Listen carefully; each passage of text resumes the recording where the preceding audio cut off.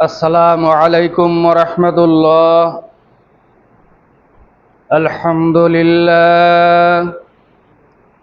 الحمد لله كفى وسلام على عباده الذين اصطفى. أعوذ بالله من الشيطان الرجيم. بسم الله الرحمن الرحيم. وترى كل أمة جاثية كل أمة تدعى إلى كتابها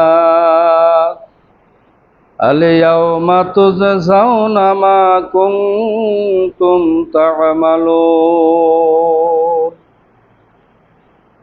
فقد قال الله تعالى في شان حبيبه آمرا ومخبرا: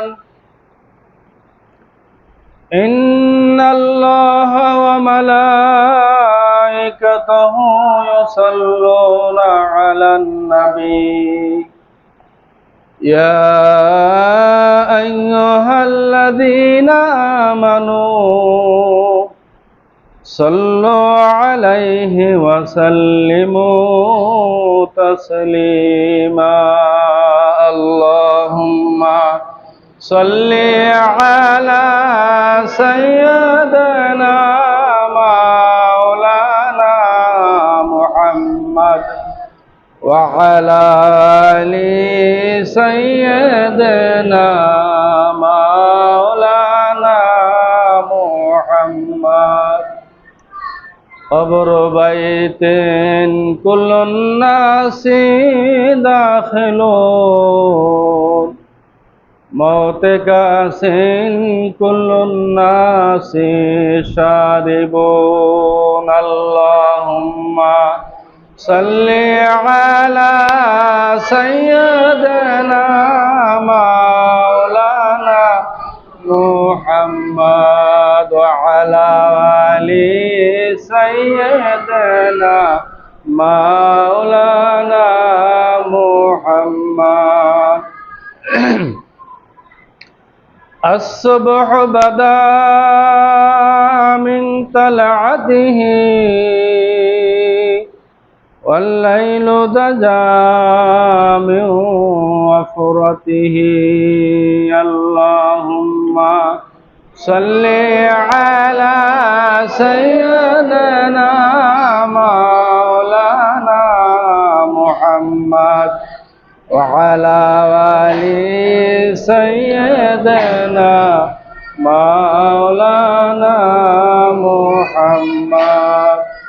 মুআজ্জাজ হাজিরিন, উপস্থিত মুসল্লিয়ানে কিরাম, শুরুতে আমরা মহান রব্বুল আলামিনের দরবারে শুকরিয়া আদায় করি, যিনি দয়া করে মেহেরবানি করে আমাদেরকে তার হুকুমের সালাতুল জুমা আদায়ের জন্য মসজিদে হাজির হওয়ার তৌফিক দান করেছেন।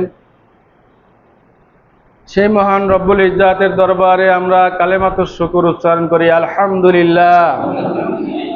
দরুদ ও সালাম আকে নামেদার তাজদার মদিনা জনাবে মুহাম্মদ রাসূলুল্লাহ সাল্লাল্লাহু আলাইহি ওয়াসাল্লামের উপর।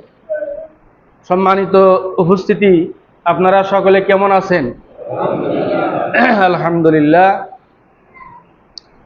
আমরা আল্লাহ রাব্বুল আলামিনের দরবারে শুকরিয়া আদায় করে নিলাম।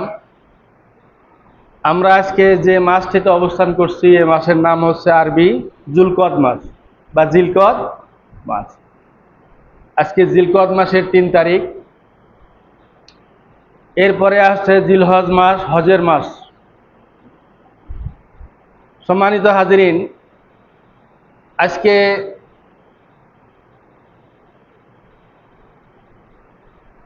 2রা মে 2025 ইংরেজি এবং 19শে বৈশাখ 1432 বাংলা। জিলকদ মাস এবং জিলহজ মাস, এই দুইটি মাসকে বলা হয়েছে হজের মাস। আল্লাহ রাসূল সাল্লাল্লাহু আলাইহি সাল্লাম বলছেন, জুল কআদা ও জুল হাজ্জা শাহরানিল হজ।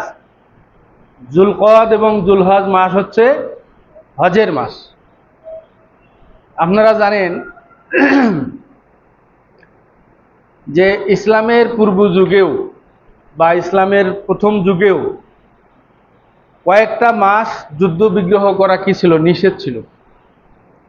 মানে এই কয়েক মাস রক্তপাত করা, যুদ্ধ বিগ্রহ করা, কাটাকাটি মারামারি করা নিষেধ। তার মধ্যে এই জুলকাদ মাস, জিলহজ মাস, মহরম মাস, 3 মাস ছিল একসাথে, আর মাঝখানে হলো রজব মাস।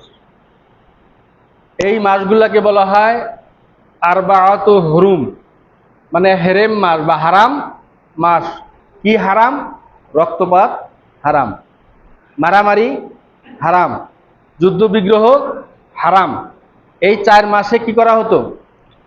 সমস্ত প্রকার যুদ্ধ বিগ্রহ মারামারির একটা বিরতি, যুদ্ধ বিরতির মতো অবস্থা থাকতো। আইএমএ জাহিলিয়াতে তো ছোটখাটো বিষয় নিয়ে যুদ্ধ চলতো মাসের পর মাস, বছরের পর বছর, কিন্তু এই 4 মাসে তারা কি করতো না? যুদ্ধ বিগ্রহগুলো করতো না। এটা বিশেষভাবে এই কাবা ঘরের সম্মানের জন্য। যারা ইসলামের পূর্ব যুগে যারা পথভ্রষ্ট ছিল, অমুসলিম ছিল, কাফের মুশরিক ছিল, তারাও কিন্তু ওই কাবা ঘরের সম্মান করত এবং তারাও হজের তাদের মতো করে হজ করতো আর কি, তাদের মতো করে কাবা ঘর তওয়াফ করতো। কেউ উলঙ্গ হয়ে, কেউ উল্টা দিকে, কেউ এটা করতো ওটা করতো, মূর্তি পূজা করতো বিভিন্নভাবে। মানে তারাও কাবা ঘরকে সম্মান করত। কিন্তু ইসলাম আসার পরে এই সমস্ত প্রকার অশ্লীলতা, নোংরামি, নির্লজ্জ যেগুলো কাজ, এগুলো বন্ধ করে দিয়েছে। যে কাবা ঘর তওয়াফ করবে একটা নির্দিষ্ট কাপড় পরে, নির্দিষ্ট নিয়মে, কোনো অশ্লীল উলঙ্গ অবস্থায় কাবা ঘর তওয়াফ করা যাবে না। আর কোনো মূর্তির পূজা করা যাবে না। কাবা ঘরে মূর্তি ছিল, এগুলো আলাদা, সবকিছু কি করা হয়েছে? মক্কা বিজয়ের দিন মূর্তিগুলোকে ভেঙে ফেলা হয়েছে। মক্কা বিজয় হয় কোন সালে? নবীজির জীবনের একবারে শেষ ভাগে, বলা যায় তার বয়স যখন 61 বছর, 8ম হিজরিতে মক্কা বিজয় হয়। নবীজির জন্মভূমি, আল্লাহর ঘর, এটা বিজয় হয়। নবীজির বয়স তখন কত? 61 বছর বয়স। উনি মক্কা বিজয়ের পরে মাত্র 2 বছর বেঁচে ছিলেন, 9ম হিজরি এবং 10ম হিজরিতে তিনি ইন্তেকাল করেন। নবীজি সাল্লাল্লাহু আলাইহি সাল্লাম এই 2 মাসকে কি করেছেন? হজ এবং হজের মাস হিসাবে উল্লেখ করেছেন, যে যাতে করে এই 2 মাস কোনো যুদ্ধ বিগ্রহ নাই। আবার জিলহজ মাসে হজ করে মানুষ যেন নিরাপদে তাদের বাড়িতে ফিরে যেতে পারে, এই জন্য মহরম মাসে কোনো যুদ্ধ বিগ্রহ নাই। এই 3 মাস বলা হতো যে যুদ্ধ বিগ্রহ বিরতি চলত। জিলকদ, জিলহজ এবং মহরম, 3 মাস যুদ্ধ বিরতি, কোনো প্রকার মারামারি কাটাকাটি কিচ্ছু নাই। জিলহজ মাসে মানুষ হজে আসবে, জিলকদ মাসে, জিলহজ মাসে হজ করবে, মহরম মাসে বাড়ি ফিরে যাবে। এই 3 মাস ছিল কি? যুদ্ধবিরতির মাস এবং নিরাপদ মাস। আল্লাহ নবী সাল্লাল্লাহু আলাইহি সাল্লাম এই জন্য বলছেন, জুলকাদা ও জুলহাজ্জা শাহরানিল হজ। এই জুলকদ এবং জুলহজ মাস হচ্ছে হজের মাস।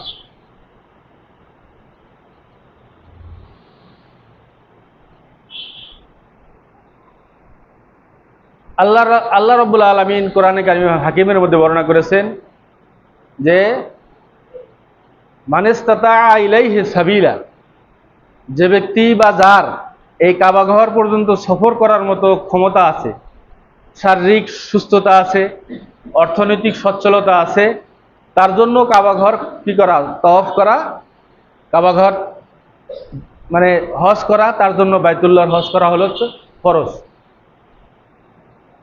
যাদের কাবা ঘর পর্যন্ত যাওয়ার মতো কি আছে? শারীরিক সুস্থতা আছে, অর্থনৈতিক সচ্ছলতা আছে এবং আইনগত দেশের কোনো বাধা নাই, তাহলে এই ব্যক্তির উপরে কি হজ করা তখন তার জন্য ফরজ।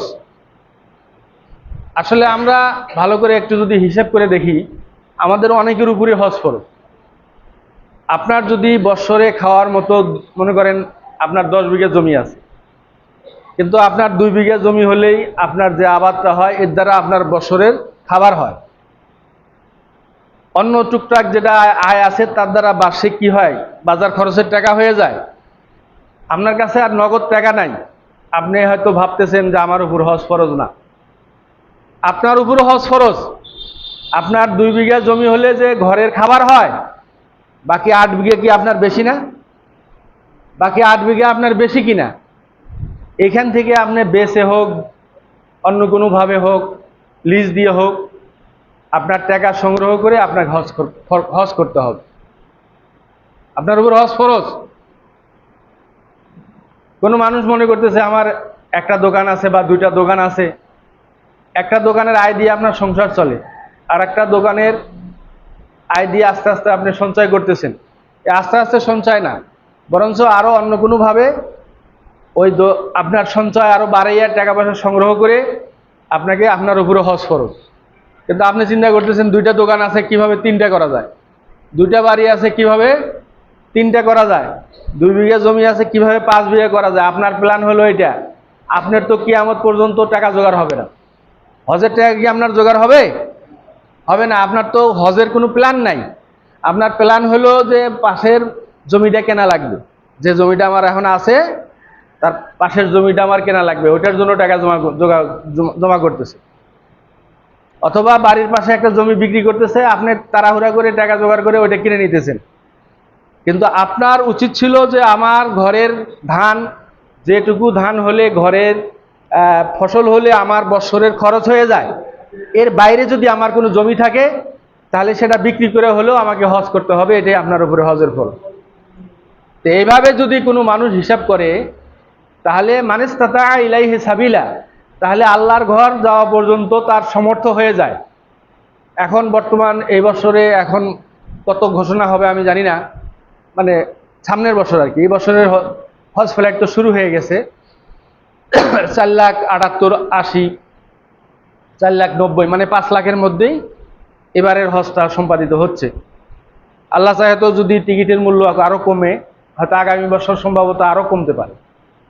এই জন্য যারা মনে করেন যে 4 থেকে 5 লাখ টাকা আমাদের জোগাড় করলে বা একটু জমি বন্ধক রাখলে বা লিজ রাখলে অথবা একটু মানে 2-1 কাঠা জমি বিক্রি করলে আমার 4-5 লাখ টাকা হবে, তাহলে আপনি 26 সালের হজের জন্য নিয়ত করে নিবন্ধন করতে পারেন, রেজিস্ট্রেশন করে ফেলতে পারেন। সম্মানিত ভাইয়েরা, আমি এই জিলকদ এবং জিলহজ মাস সম্পর্কে, হজ সম্পর্কে এই প্রাথমিক এতটুকুই ধারণা দিয়ে রাখলাম। আল্লাহ যদি তৌফিক দান করে আগামীতে বিস্তারিত আলোচনা করব ইনশাআল্লাহ। আমি সূরা জাসিয়ার 28 নম্বর আয়াতখানি আপনাদের সামনে তেলাওয়াত করেছি। আল্লাহ পাক বলছেন, ওয়া তারা কুল্লা উম্মাতিন জাসিয়া, কিয়ামতের দিন বিশেষ করে হাসরের ময়দানে প্রত্যেকটা মানুষকে দেখা যাবে সে কি হয়ে যাবে, হাঁটু নতজানু অবস্থায় কি করবে, বসে পড়বে। একটা আছে না, আপনারা উদাহরণটা কিভাবে দেবো জানি না। মনে করেন একজন মানুষকে যখন 5 জন মানুষ মিলে যখন পিটান শুরু করে, তখন সে যেভাবে পারে নতজানু হয়ে বসে হাত জোর করে অনুরোধ করে না যে ভাই আমাকে মারেন না। একটা কি থাকে, একবারে হয় হাঁটু গাইরে বসে, নাহলে হাঁটু ফালিয়ে বসে বা কাইত হইয়া যেমনি হোক একবারে মাটির সাথে কি হয়, মিশে যায় এবং হাত জোর করে বাধা অনুরোধ করতে থাকে যে আমাকে মারবেন না। এই অবস্থাটার নাম হচ্ছে জাসিয়া, অর্থাৎ হাঁটু গেড়ে বসা। ওয়াকুল্লা উম্মতেন তারা কুল্লা উম্মতেন জাসিয়া, কিয়ামতের দিন প্রত্যেকটা উম্মতের, প্রত্যেকটা মানুষ, কেননা তার তো ফয়সালা এখনো হয় নাই জান্নাতে যাবে না জাহান্নামে যাবে। যদিও যারা জান্নাতে যাবে টের পাইছে আগেই, জাহান্নামে যারা যাবে তাদেরও টের পেয়ে গেছে তারা। তারপরেও দেখা যাবে যে মানুষ সব ফাইনাল ফয়সালা না হওয়া পর্যন্ত হাঁটু করে বসে নতজানু হয়ে যাবে আল্লাহ রব্বুল আলামিনের দরবারে এবং বলবে, কি বলবে, সে ক্ষমা চাবে, মাফ চাবে যে আল্লাহ আমাকে ক্ষমা করে দাও, আমাকে মাফ করে দাও, আমার ভুল ত্রুটি তুমি কি করে দাও, সংশোধন করে দাও। এরপর আল্লাহ পাক বলছেন, কুল্লু উম্মাতিন তুদা ইলা কিতাবিহা, সেদিন প্রত্যেকটা মানুষকে কি করা হবে, আহ্বান করা হবে, তার বা বলা হবে তুরা, তোমার দেখতে বলা হবে, ইলা কিতাবা, কিতাবের দিকে। প্রত্যেকটা মানুষকে বলা হবে যে তোমার আমলনামা কি করো, খোলো, ওপেন করো।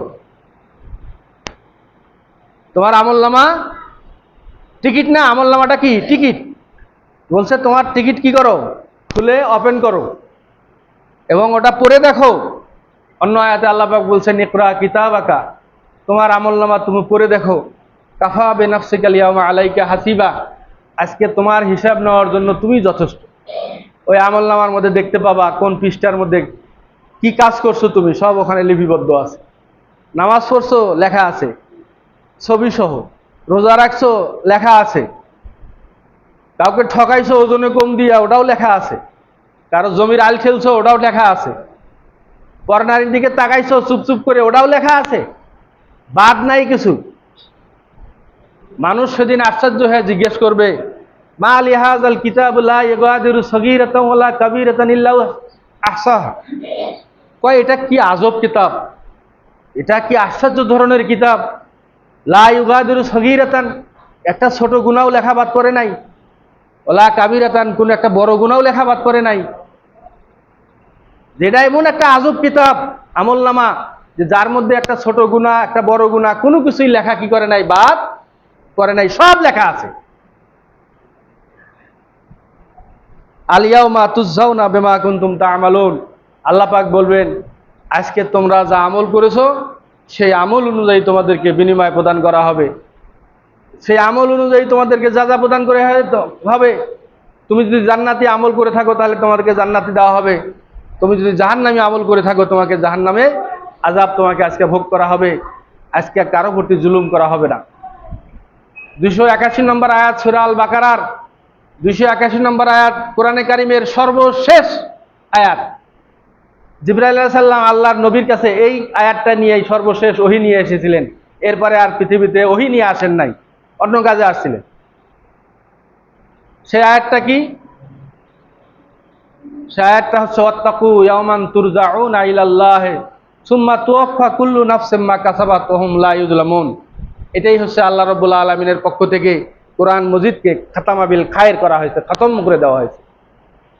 ওয়াত্তাকু, হে বান্দারা তোমরা ভয় করো, ইয়াওমান, সেই দিনকে, তুরজাউনা ফিহি ইলাল্লাহ, যেদিন তোমরা সেই আল্লাহর কাছে ফিরে যাবে, ওয়া তুওয়াফা, তোমাদেরকে বিনিময় প্রদান করা হবে, ওয়া তুওয়াফা কুল্লু নাফসিম মা কাসাবাত, মানুষ যা উপার্জন করেছে, প্রতিটা নফস যা উপার্জন করেছে, প্রতিটা প্রাণী যা উপার্জন করেছে, ওহুম লা ইউযলামুন, কারো প্রতি কোনো প্রকার জুলুম করা হবে না। একমাত্র আল্লাহ রাব্বুল আলামিনের দরবার, যে দরবারে কোনো পক্ষপাতিত্ব নেই। সাদা প্রতি পক্ষপাতিত্ব, সাদা কালোর প্রতি কোনো পক্ষপাতিত্ব নেই, আরবের মানুষের প্রতি কোনো পক্ষপাতিত্ব নেই, আজমের মানুষের প্রতি কোনো পক্ষপাতিত্ব নেই, কোনো প্রকার লম্বা মানুষের প্রতি কোনো পক্ষপাতিত্ব নেই, খাটো মানুষের প্রতি কোনো পক্ষপাতিত্ব নেই। ওহুম লা ইউযলামুন, আল্লাহর পক্ষ থেকে ঘোষণা করা হবে যে কোনো বান্দার প্রতি কোনো প্রকার জুলুম করা হবে না। সেই দিন, যেদিন প্রত্যেকটা মানুষ নতজানু হয়ে তার আমলনামা নিয়ে হাসরের ময়দানে কায়েমন একবারে নতজানু হয়ে, যে সেদিন যখন মানুষ আল্লাহর দরবারে সেদিন যখন হেয়ে যাবে, বসে যাবে, সেই দিন যাতে করে আমরা যার হাতে আমলনামা নিয়ে জান্নাতি টিকিট নিয়ে আমরা যেন হাসরের ময়দানে সকলে উঠতে পারি। আল্লাহ পাক আমাদের সবাইকে সে সৌভাগ্য নসিব করুন, আমিন। ওয়া আখিরু দাওয়ানা আলহামদুলিল্লাহি রাব্বিল আলামিন। যারা সুন্নাত পড়েননি পড়েন।